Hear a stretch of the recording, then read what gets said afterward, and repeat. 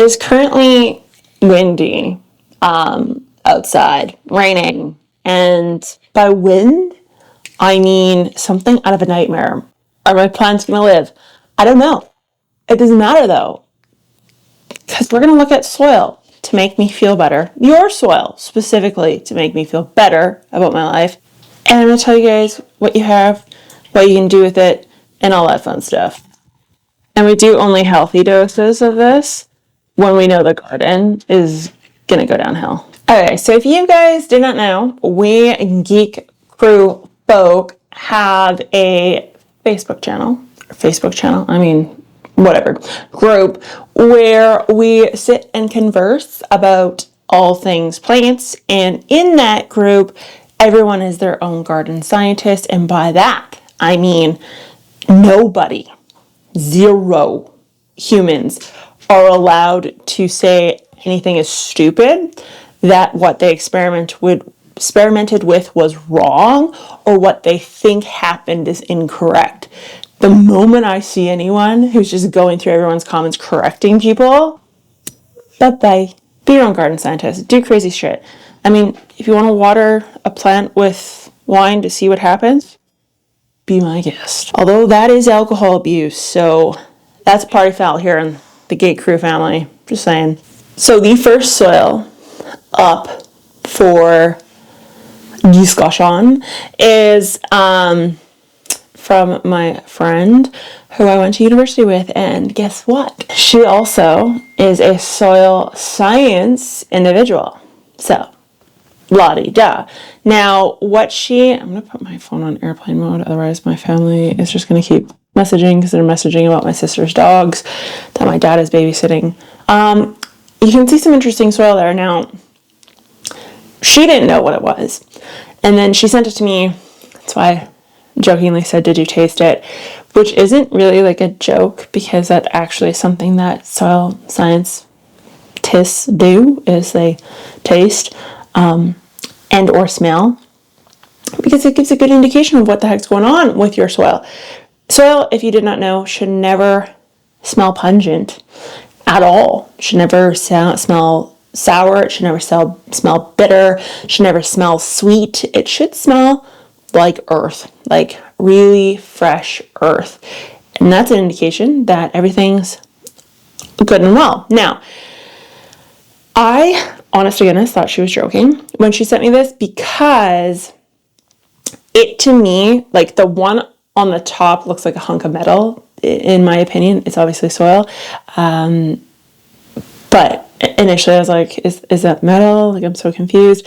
And I thought, oh, maybe she's joking. Like, maybe she just spray painted the second one. She is working in the world of reclamation. So if you have a degree in soil science background, oftentimes even in like plant science world, you can go several different routes. One is like soil fertility and growing, which is the direction I went into. And then you can go into the direction of reclamation. And that's what Veronica did. She did the world of reclaiming. So she works oil and gas world out in BC. Now, I'm not going to tell you what this is. We had actually bring the big guns in to figure this one out. We had an email, or she emailed, not me. She emailed one of our old soil profs to ask him what the heck it was. He's very specific soil prof as well. He's a soil science individual that's specific to forest soils, which seems very niche, but you'd be shocked how different each soil is. So anyways, we brought him out of retirement and asked him some questions. I will tell you at the end of this video what the heck that actually is. So very cool. Okay, first one up is what was posted to the Facebook group. This person has a new garden, or an old garden bed. It's been around for 3 years. It's 3.5 feet tall. Initially, she put topsoil on the bottom, and then she put Pro Mix potting soil on top. Now she's splitting the beds, so she's making 2 separate beds that are a little bit shorter. She's wondering why her soil formed chunks, and then furthermore, she wants to know why the potting soil layer seems to be devoid of life, and then the layers below seem to have a lot of earthworm activity. So a couple of things to look at here. She says that she made a mistake by doing topsoil and potting soil. There's no mistakes there. It's okay. I mean, I would prefer that over 3 feet of compost. Potting soil is completely reasonable to put in a raised bed. The use of cheap, quote unquote, topsoil on the bottom, again, not a big deal, totally workable. So I actually wouldn't say that you made any mistakes there, because gardening, if you did not know, is really not that complicated. It's just influencers make it complicated so we stay employed. Anyways, I digress. So that's doable. Nothing wrong there. When I zoom in on this, and when I zoomed on this, when I was looking at the post, you can see a couple different things going on inside of the chunk that she's showing. So this chunk here in particular is very obviously from the bottom of the bed and is a soil, obviously not a potting soil. Now, when you initially zoom in, you can see a bunch of different stuff going on. So you can kind of see these darker spots that are black. That's an indication of organic material. Now, I don't think that that's organic material in the sense that it's peat from 3.5 years ago. What I do think that is that's just organic material that was in the topsoil that was mixed in, because obviously the topsoil was moved, and that is normal. Organic material will always be black. The only other time where you will see a darker soil, and it's more of like a staining of the surrounding soil with an actual physical piece in the middle, is charcoal. And charcoal will stain surrounding soils black, and then it will have like the little bit of tree. And you can actually look at, you can do soil profiles and find spaces that had forest fires. For example, there's one up by PA on the other side of the river where I've done soil profiles before, and there was a forest fire there like 100 some years ago, and so you can find it in, and that's actually why paleontologists and archaeologists, anyways, use soil profiles to determine like the age of stuff. I digress. What else we're seeing in here is a lot of rock/sand, which is normal for a quote unquote cheap potting soil to have. So normally cheap potting soil, by the way, doesn't have much organic material in it. I mean, I'm not saying that yours has a ton, but it has some, which is nice. So we have like the sandier bits. So that is kind of these lighter spaces are really coarse sand. That just lends credence to when I tell you guys, if you have a sandier soil, you want to look at increasing organic material, potentially, increasing the volume of clay particles that you see in there, because even just from this example, you can see how quickly and how easily organic material is just washed out of there and kind of drained of color. Remember, dark browns, blacks are all indications for organic material. The lighter the brown, the less organic material, the less nutrients, all that fun stuff that is there. So that's kind of what we see in those spaces. Now, the other spaces are brown, and that is just like a classic soil. So those areas, maybe are not as homogeneous. The topsoil doesn't seem to be homogeneous in the sense that it was, necessarily shaked out properly or anything like that. So that these spaces here, you can see a little bit more organic material. It's got like a clay silt, a little bit of sand in there still. You can kind of see like a little bit of granulars there. And then this part here, I don't actually know what's going on there at all. That looks like cement to me.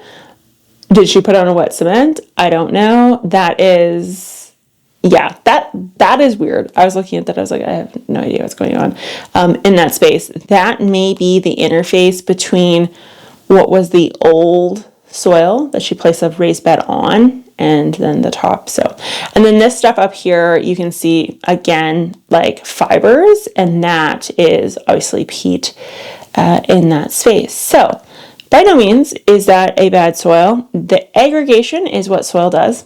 That is normal. When soil clumps, that is what you want. The clump is what you are aiming for when you're looking to reduce compaction and you want to reduce tillage, because that is structure. Structure is good. Structure stops soil from collapsing. Fluffy soil with no structure can grow plants, of course, but long term will be squished. So that is, will be squished if you don't continue to till, if that makes any sense, which you guys, geek crew, already know this. I don't care if you till. Go ahead.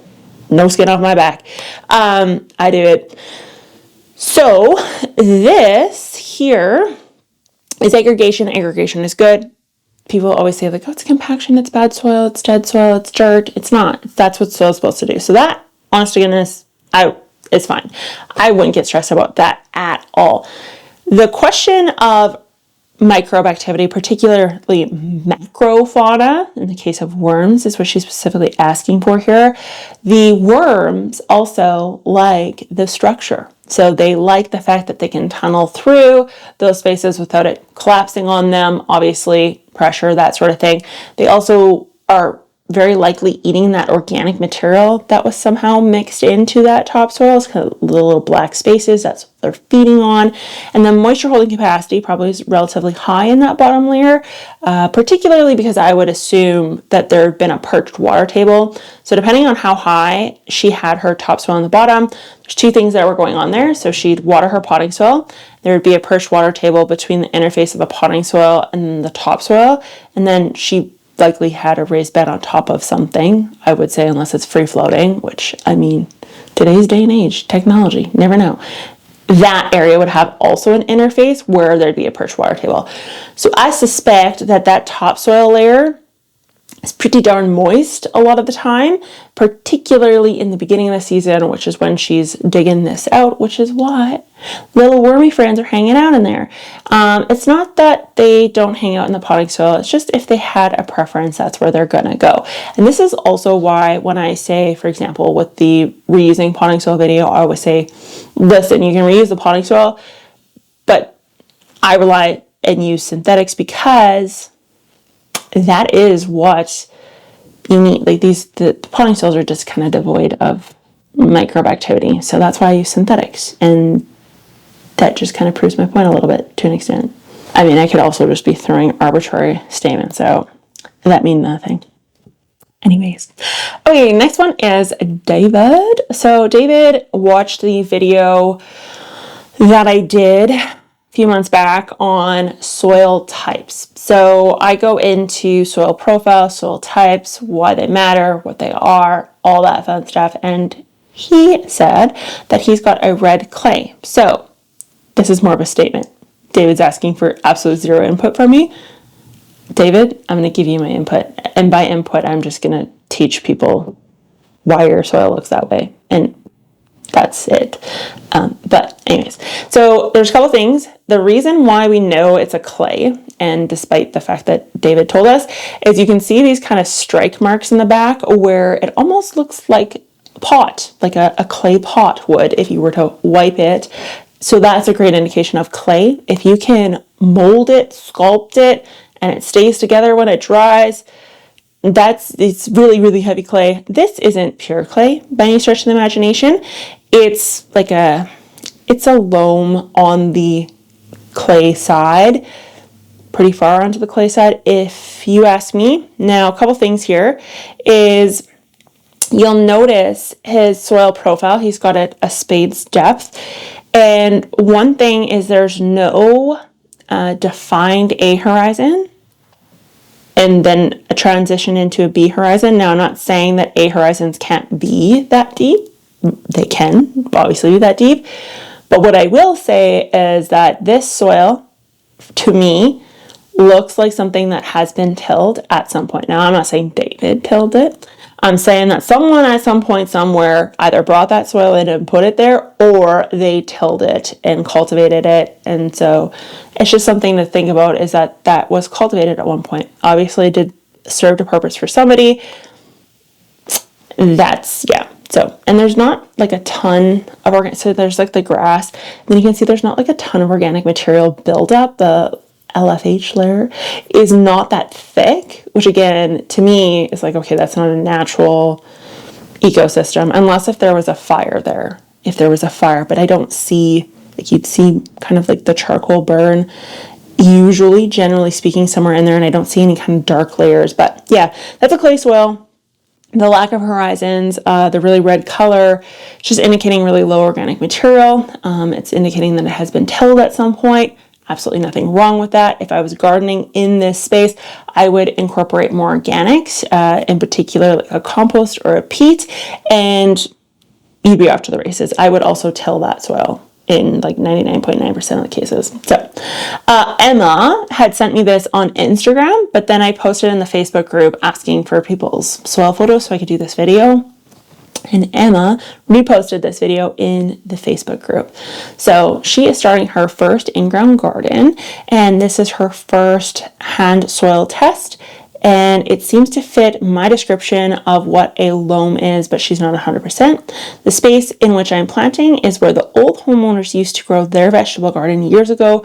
Anybody able to tell me where my soil lies? So I did confirm that she's correct in it being a loamy soil. Now, this hand test that I taught people to do in the one video isn't like the test that soil science uses, but it's a great test for anyone who's really starting out and trying to get a feel for kind of what's going on in the soil.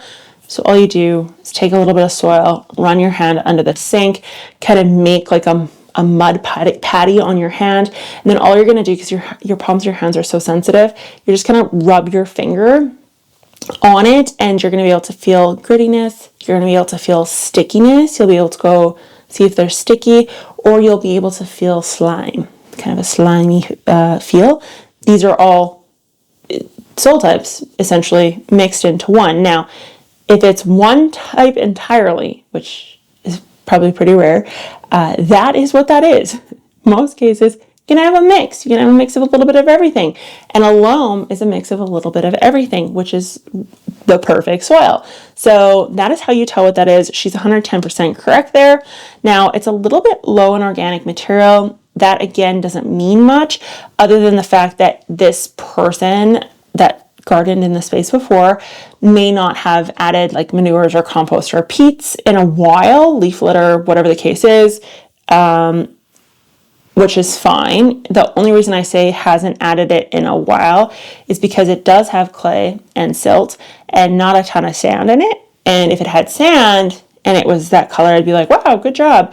But the fact that it's not like nearly black and it's kind of like that beigey brown, it's just an indication that it lacks that. Now she can make the choice to add that in or not. Totally up to her. It would do fine without it. Particularly if she's, tilling it. I personally would add organic material just to help break that up a little bit. And it would just be like a one-time application. But yeah, it looks like a great soil. Looks like a garden soil. So this individual posted in the Facebook group his soil data test, and he's from the middle of Tennessee. Kind of funny. He's like, any thoughts on what to do next besides move? Because obviously looking at this, he's concerned because everything's very low or high and then optimal. So let's take a look at what's going on here and some of the clues he gives away in just that top sentence, along with why it looks this way and what he can do to fix it. And anyone in the Tennessee area, anyone very likely in like BC or mountainous ranges, probably going to have this feel, this vibe. Anyone that's in forest spaces are also going to have this, very likely have this sort of a soil test. So he does state that it was in a forested area before it got cleared to get ready to build and make gardens. So that's giveaway number one. It's very likely a soil that is on the sandier side, which is fine. We can work with it. It's just something to note, meaning everything leaches out of it very, very quickly. And his soil tests show that everything leaks out of it.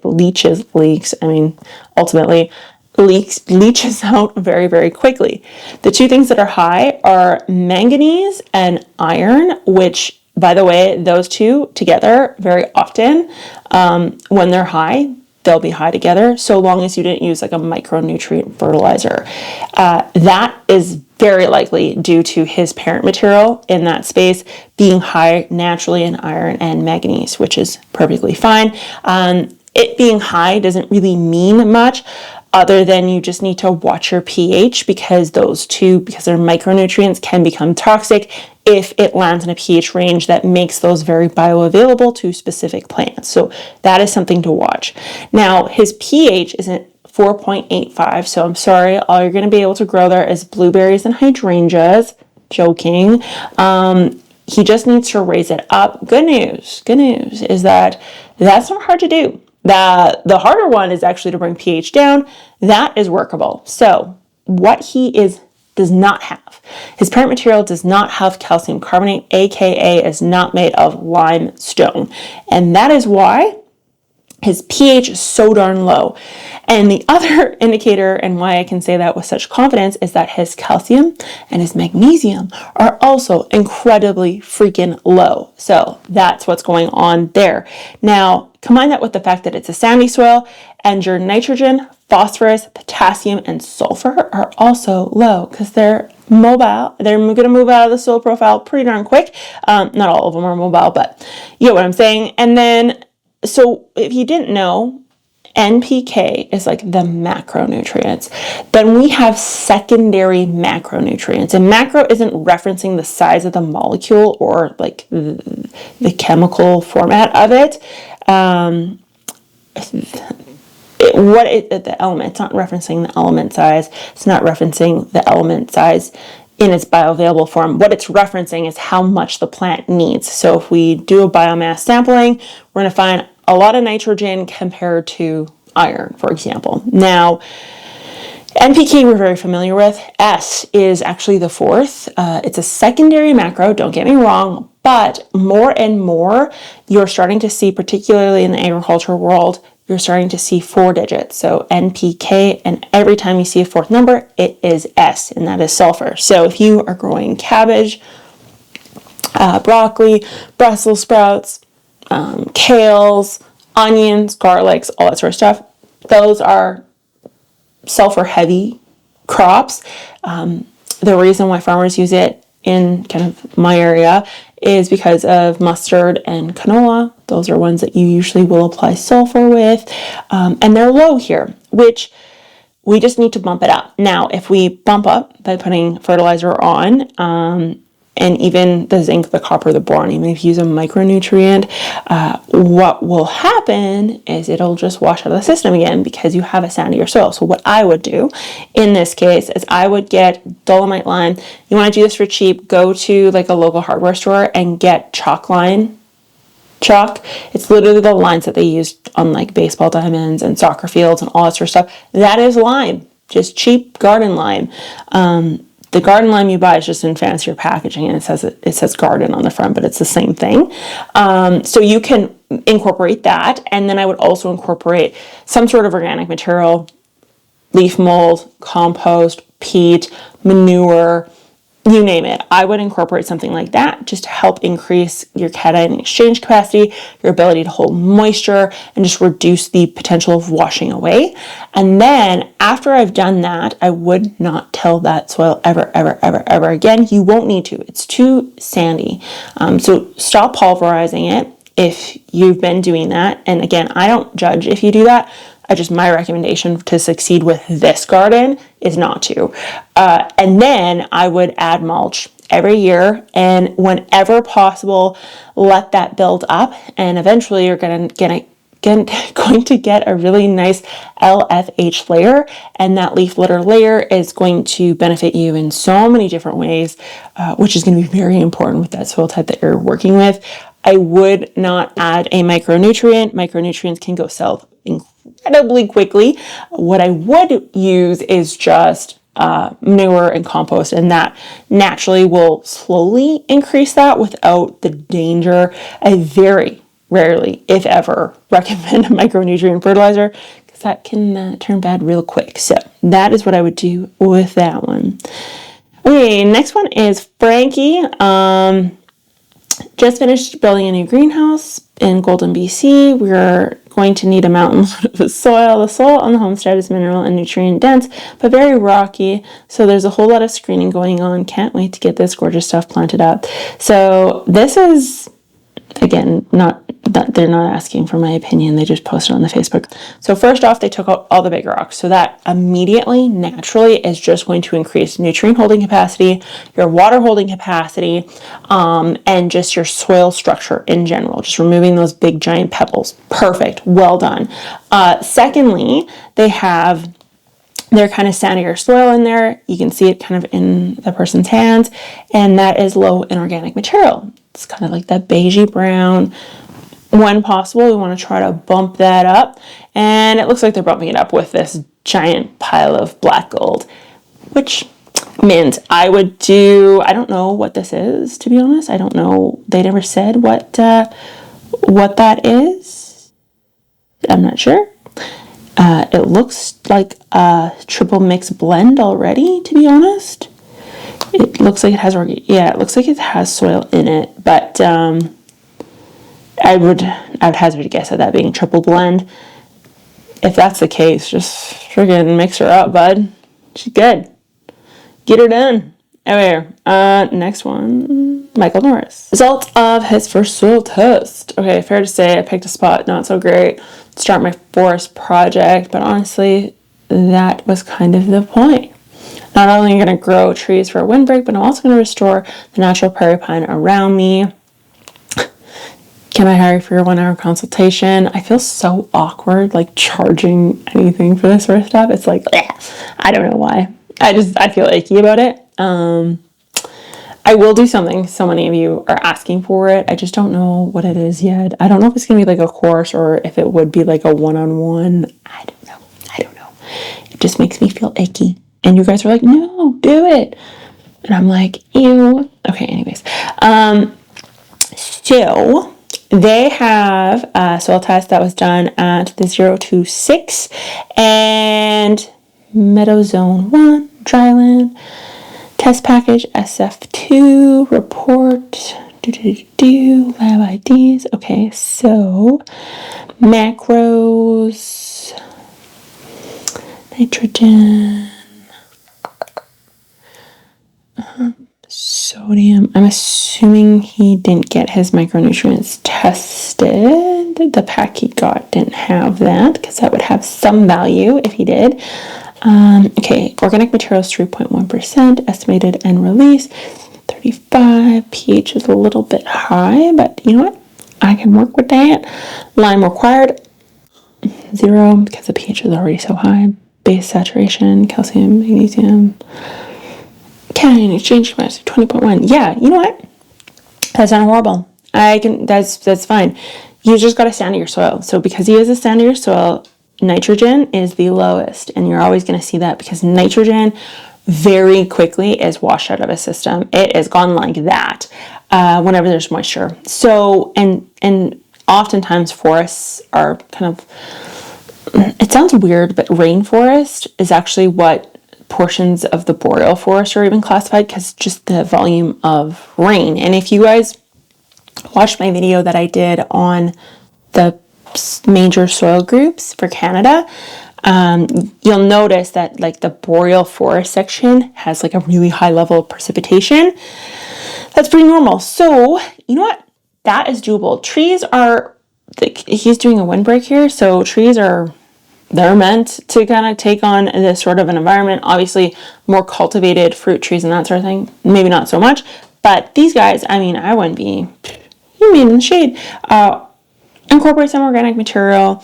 I would mulch it or like build up that leaf litter layer as much as possible, few inches, and then moisture. And you may want to consider in the spring just doing a broadcast of urea, which is just a 46-00. And yeah, Michael, you're not suffering. You're good. You are good. Organic material is a little low. And by a little low, I mean, can you grow in it? Yes, you can. Ideally, between 5 and 10%. Minimum 5 is where I like to see it. Sandier soils, seeing it at 3, very normal.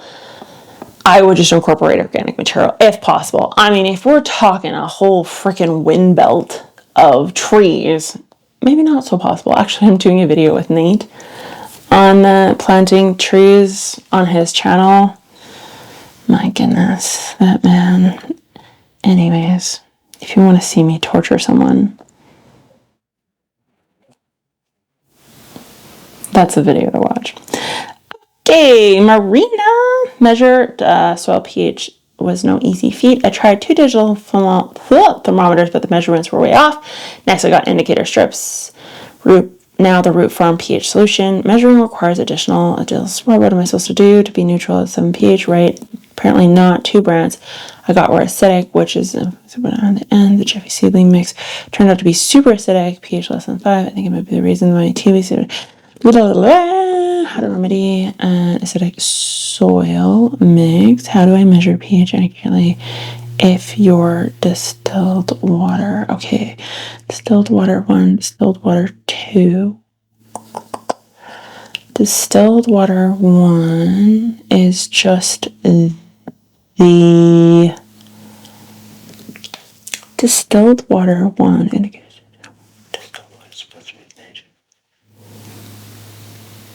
I think what Marina did was, and these are screenshots, so I can't even see like what I said, but so what they did was they tested the distilled water twice to make sure that their kit was accurate, kind of like a calibration test in a way, on their own. And then she tested the Jiffy seedling mix. You can see like a little bit of soil in the bottom of that. Now, the thing is, potting soil, organics, compost, manures, anything like that will heavily throw off your results by a lot, and they won't give you accurate results by any stretch of the imagination. Now, I've seen a lot of soil test companies just test it anyways and then give you the feedback and have like ridiculous percentage levels of organic material, and I always wonder why they do that, but maybe it's just they get so many. I would hazard a guess that they get so many garden soils that are just like piled up with compost. And they've just like, yeah, that's the norm for this world. So yeah, a pH of 5 in a seed starting mix, not a bad thing. The reason for that is potting soils, peats are always going to be a little bit more acidic. It helps decrease a lot of potential issues. Those plants are not meant to stay in Jiffy. When you start the seed, you have them in there. You need to bump them up eventually into like a regular potting soil. And I wouldn't use a seed starting mix when I bump them up. I would bump them up into like an actual potting soil. I'm biased and I'm going to tell you to do sunshine mix number 4, but you can use whatever you want. I'm not sponsored. That's just my favorite potting soil mix. If you're seeing issues in your seedlings turning purple and you're using a lot of Jiffy and soil starting the seedling mixes, yeah, that's pretty normal. You're going to see that. I would just put it into like a regular potting soil because those seedling mixes, if you read on the back, it'll tell you, but if it doesn't have lime as an option or like an additive, then yeah, it's going to be a little bit on that side of the world. So I guesstimate where you're sitting where the black circle is. I'm assuming I sent this person some sort of a textural triangle and I circled where they are. Oh, I did. Okay. And I stand by that statement. And because of this beautiful strike mark in there, yeah, there's like a little bit of sand, little tiny bit, but if you look at the soil textural triangle, folks, I factored in the sand. I have it in there. It's just not enough to change the diagnosis. The doctor says this. Okay, so a couple things going on here. You can see kind of organics up in this corner. You can see X organics right there. You know, potentially a fire that kind of gives me fire vibe. Charcoal, that sort of thing, or maybe like an incorporated charcoal. Yeah, there's some sort of fire. If that's, it's hard to see it. Like I'm zooming in, and I feel like, anyways, it doesn't really matter. It doesn't affect anything. It's just me being super nerdy. This top part is where the sand kind of factors in, but that looks like that is like the top layer of the soil profile. Okay, yeah, so this soil,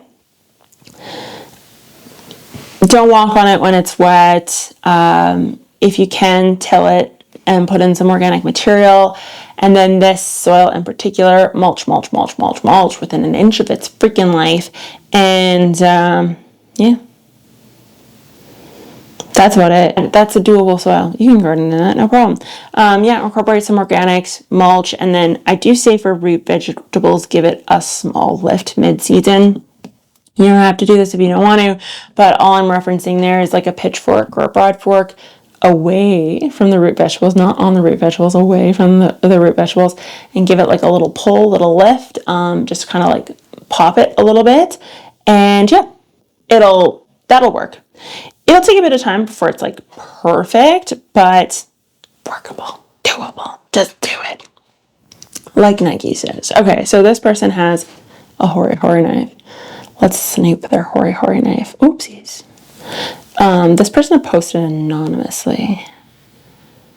Yeah, that's a legit hori knife. Okay. I can get behind that. Okay. I should do a video. I'm going to do a video on this. What your weeds mean, like what your weeds are telling you. Because the type of weeds you have, ecologists use these all the time to determine like what's going on with your soil. Okay, so they have some beautiful cracking in there, which honest to goodness is just soil being soil, and it means absolutely in the grand scheme of things. What it does mean is that it just needs to be mulched, and once you mulch it, then it won't shrink. That's what's happening. It's just shrinking up, and that's causing like the little cracks. You can just add more organic material, or add more organic material, put mulch on top. Simple as pie. Okay, so they have, yeah, that's like a sand. No, it's not like a sand. Sorry, I'm talking out loud. Someone's gonna be like, look, she quoted. Yeah, this is just like a loam. Yeah, this looks healthy. It looks like, actually, like that's beautiful. It's like a nice dark brown. It's got a little bit of everything. It's, a little bit higher in clay. Whoopie dang. Yeah, you can see kind of like the old organics kind of like just hanging out in there. What I would do is I would just rototill that. I wouldn't actually add anything to it. You could if you really wanted to. You could add some organic material, make it a little bit on the darker side. Yeah, I'd till it up, and then I'd start gardening on it. Simple as that. I'd make my rows. I'd just make sure I never walk on those rows ever. It's really important with soils that are kind of acting like this. And then mulch. That would include walking paths and the mounds that you make. And you won't have any shrinkage. The boys on the channel probably know how to think too about how to remedy that too. But she's a grower, not a shower. That's what that woman's. So that poor woman, she's probably like, I'm never posting anything ever again on the Gardening Canada page. And this is why I posted it anonymously. Okay, so this person, I start with this type of soil which needs nitrogen. Okay, so I can't tell really what this is. I'm leaning towards something that is a little bit higher in sand, but I would classify it as a loam still, because I'm seeing some aggregation, which means there's something sticky in there, and that's fine. Yep, that's just a loam. It's a lighter in color, a sandier loam, but still a loam nonetheless. It's a little bit light in color, so you could incorporate some organic material in that. It's got a very weak organic horizon because it's not very bright. And yeah, that's either that. See, whenever I see this, and I get confused by this sometimes, like in the field to an extent, like I get confused by this sometimes because it's really hard for me to know, and then I'll say something and then I'll be wrong because I get like a little bit more context to it. When I see this and I see like big grass, like a big old grass spot and like tons of biomass, and then I see like zero dark horizon, I think to myself, that was tilled. That is a tilled piece of dirt that was cultivated at one point, which again isn't a bad thing. It's just like an indication that something was done to that soil at some point, which again is not a bad thing. It's just different. It's probably low in nitrogen. It's just because it's low in organic material. Tilling some organic material, and that's all I would do with that. And they're off to the races. Caitlin has algae. Maybe. Yeah, that's algae, which is a good thing, by the way. Okay, so this, you know what this is? That soil is this anonymous poster's soil 5 years in the future. That's literally what that is. So that is like, honest to goodness, the same soil texture as this, but with organic material that has been incorporated. So it's been mixed in some capacity. It may be slightly more sand, but just like ever so slightly. It's not much. It's got that darker color, which is an indication that there's organic material in there. She's got the shrinkage, which is just an indication of lack of moisture. You know, pop some mulch on, you're good to go. Because if you notice where it's all wet, I'm showing you this, but I know I'm screen recording it. Freaking weirdo. Too much wobbly pop. I'm joking. I haven't even drank this at all. I probably should. It's kind of gross, actually. It's 0 sugar, and that's your first sign. It's 0 sugar, and it's not beer. That's the problem. It's not beer. Okay. So you can see where there's like the moisture, where the leaves are. And see how it's not cracked where the leaves are? That is because there's no shrinkage, because it has moisture. You can kind of see it again here. There's no like cracking. It looks like very homogeneous again, because there's moisture. Yeah, you know what? I wouldn't do anything with it. I wouldn't do anything with that soil. I'd leave it.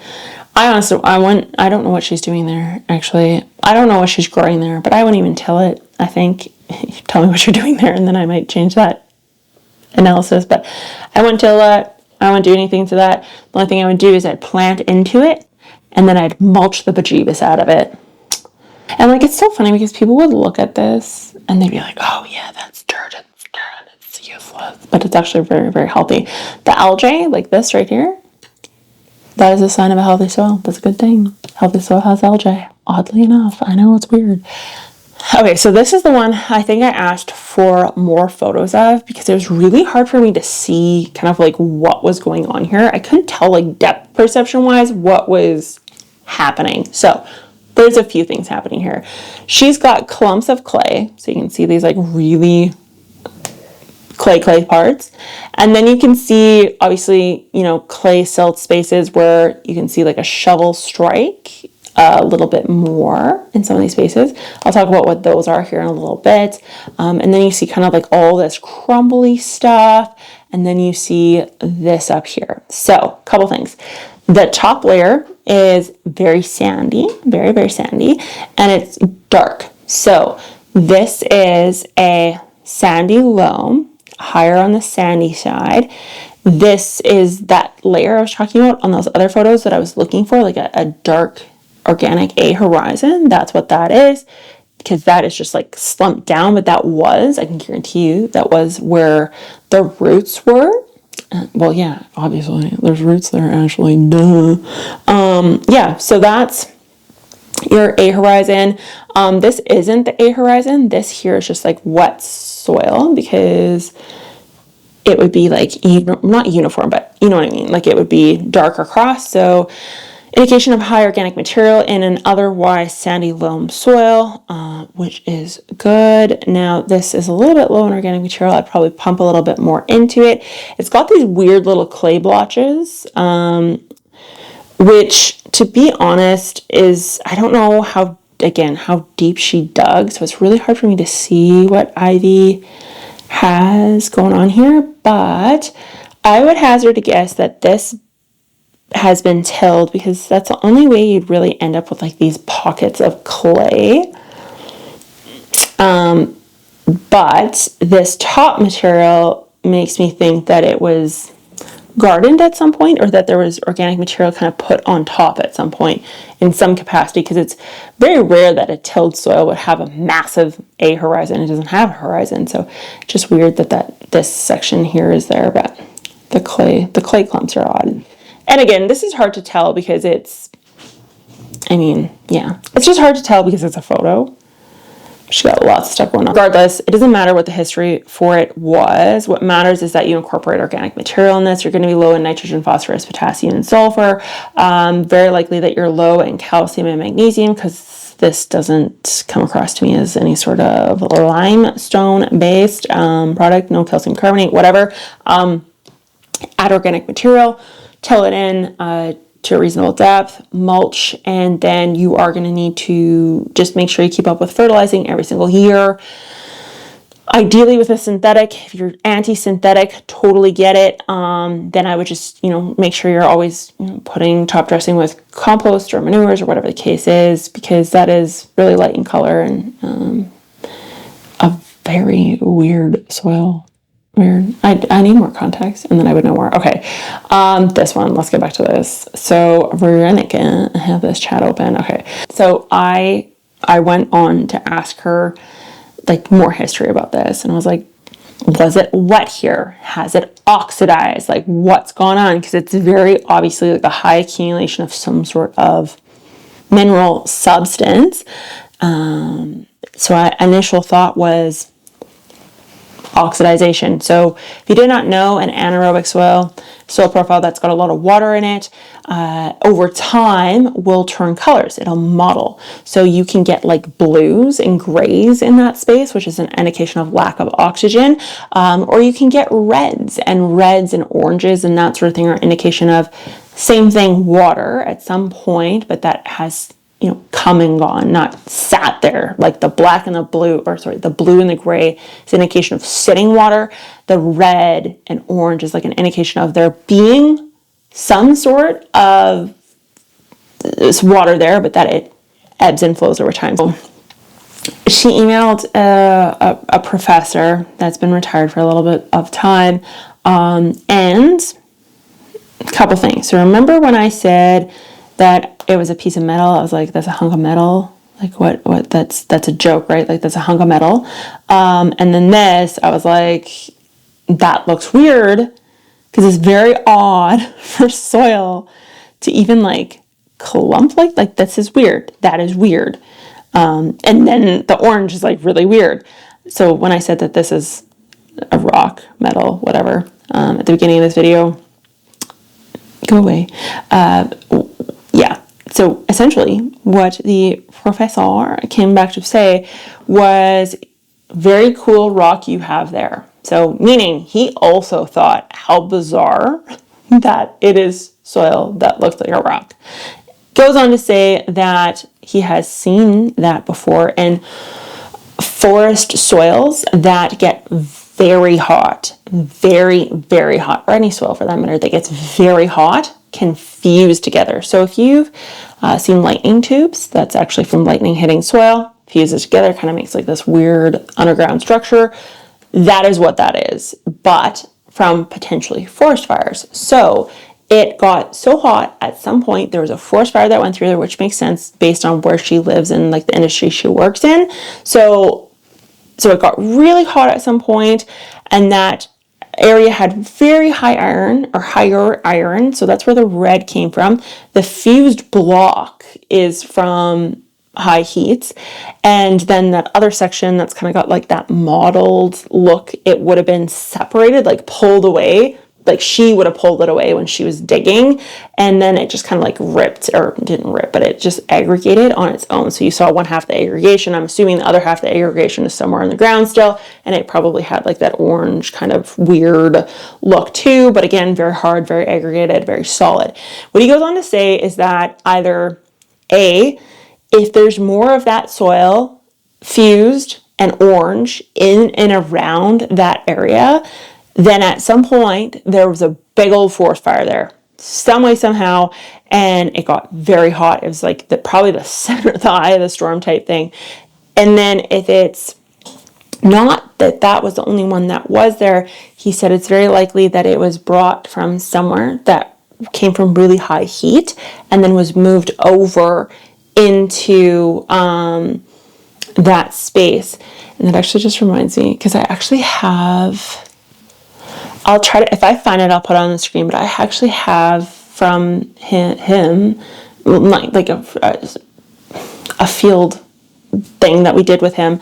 I have a literal piece of soil slash wood from a kiln from a forested soil area where they were transporting logs in, and then they burn off kind of like the byproduct for making like 2x4s and stuff. Anyways, the bottom of the kiln, they kind of like clean it out, and I have organic material that has been heated up so hot that it actually makes a rock. It's really, really cool stuff. I'm just like thinking about where it is because we renovated, and we have editing Ashley here. That is how I edit, by the way. My camera died and I didn't realize it died, but what I was saying was that we renovated, and so I boxed up my fossils and my rocks collection that I had, and so it's somewhere in the basement, and I didn't end up finding it, unfortunately. So, but that's all I have for you guys today. Watch the bloopers after this. They're kind of funny. I will talk to you guys on Friday. See you later, Geek Group. Oh, fuck, that's gross.